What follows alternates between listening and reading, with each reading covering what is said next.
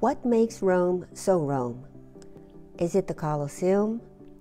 The Trevi Fountain? The St. Peter's? No, none of these world-famous monuments.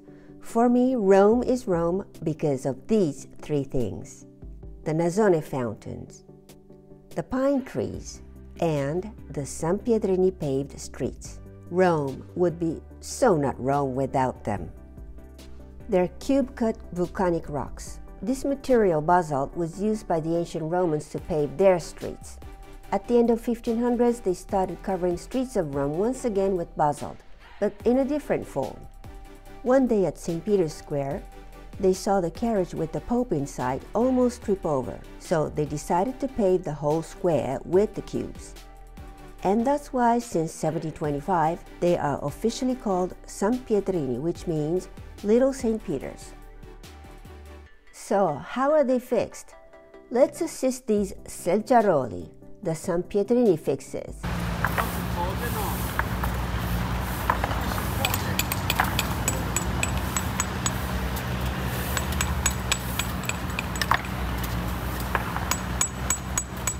On a bed of sand and fine pebbles, they hammer them one by one.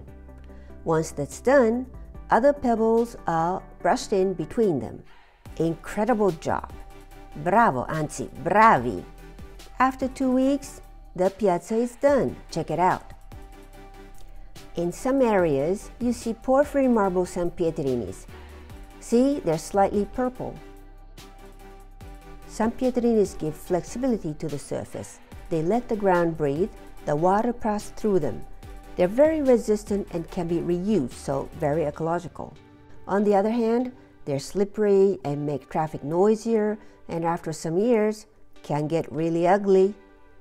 Pretty dangerous, especially if you're a scooter rider like me. This can be a piece of modern art. Do you want to hang it on your wall? Today, only the very center of the city where traffic is light has Sampietrinis, and others are covered with asphalt. But underneath, they're still there. Bumpy, slippery, even dangerous Sampietrinis, but Rome's got to have them. I think Sampietrinis give that special texture to this city. I mean, how would these photos look without them? Not exactly the same, right? By the way, have you ever wondered why Roman girls have got great legs? They walk on their toes all the time.